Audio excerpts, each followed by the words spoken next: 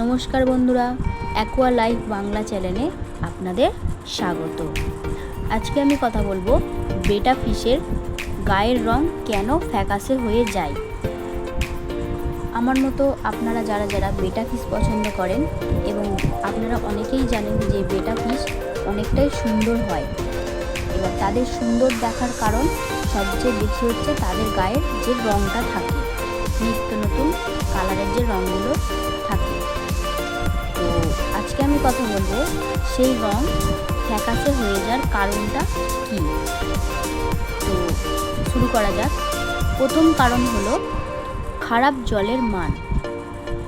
যদি অ্যাকোয়ারিয়ামের জল নোংরা হয়ে যায় বা অ্যামোনিয়া বেড়ে যায় তাহলে বেটা ফিশের রং ফ্যাকাশে হতে পারে। তাই প্রতি সপ্তাহে 20 থেকে 30% জল পরিবর্তন করুন।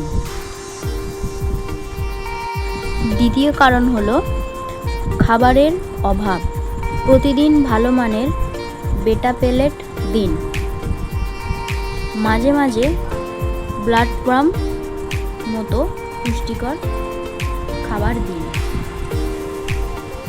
দিলে কি হয়, বেটা ফিশের যে গায়ের রং আরও উজ্জ্বল হয়। তৃতীয় কারণ হলো অসুস্থতা।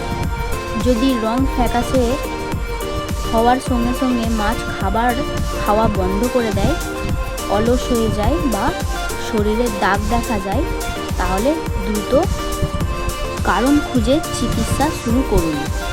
আরেকটি গুরুত্বপূর্ণ বিষয় হলো জলের তাপমাত্রা।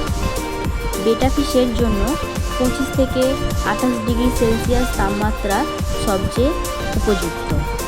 খুব ঠান্ডা জলেতেও রং ফ্যাকাশে হয়ে যেতে পারে। মনে রাখবেন, সব সময় রং ফ্যাকাশে হওয়া মানেই রোগ নয়। অনেক সময় স্ট্রেস বা পরিবেশ পরিবর্তনের কারণেও রং ফ্যাকাশে হয়। তো আমার ভিডিও ভালো লাগলে অবশ্যই লাইক করে, কমেন্ট করে, শেয়ার করে দেবেন। আর অ্যাকোয়া লাইফ বাংলার সাথে যুক্ত থাকবেন। তো চ্যানেলটিকে অবশ্যই সাবস্ক্রাইব করবেন। এই রকম আরও নিত্য নতুন কোনো তথ্য বিষয় ভিডিও লাগলে আমি আপনাদের জানিয়ে দেবো বা ভিডিওর মাধ্যমে আপনাদেরকে নতুন আপডেট দিয়ে দেব। তো আবারও একবার নমস্কার, অ্যাকোয়া লাইফ বাংলা চ্যানেলে আপনাদের স্বাগত।